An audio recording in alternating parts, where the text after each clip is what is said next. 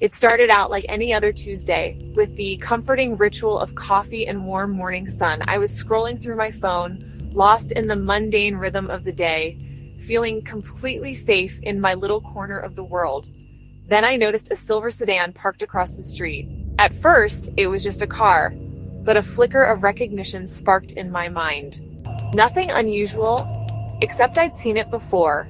Parked near my office yesterday, idling by the gym the day before that. I told myself I was imagining it, connecting dots that weren't there. Cities are crowded, after all. Full of similar cars, a sea of anonymous metal. Yet every time I stepped out, it was there, a silent metallic ghost.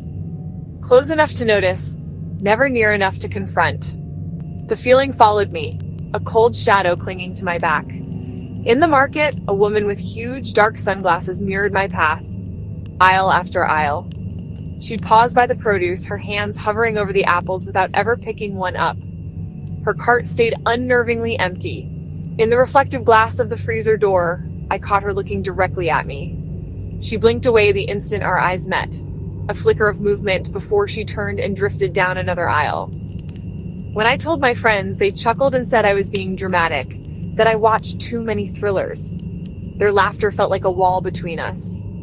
Online, it was worse. A chorus of strangers called me paranoid, unhinged. They suggested I sleep more, drink less coffee, get a hobby.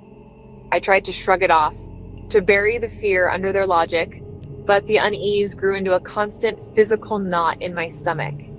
Days blurred into a hazy montage of suspicion. Each morning, a different car, but always the same make, the identical dull gray, idled just down the block. At the park, a man in a blue jacket sat on the same bench, pretending to read a newspaper that never seemed to change. His gaze was a fixed point, and I could feel it on me long after I'd passed. I started testing them. I varied my path, doubling back through crowded streets, ducking into unfamiliar stores. And there they'd be, a face in the crowd, a figure lingering by a doorway. A leak, familiar, never quite identical, but always returning. Once, I saw the sedan turn a corner. I fumbled for my phone, my fingers clumsy with adrenaline.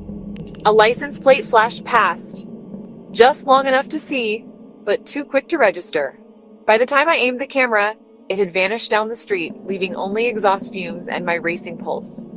Sleep abandoned me completely. Every creak of the floorboards was an intruder.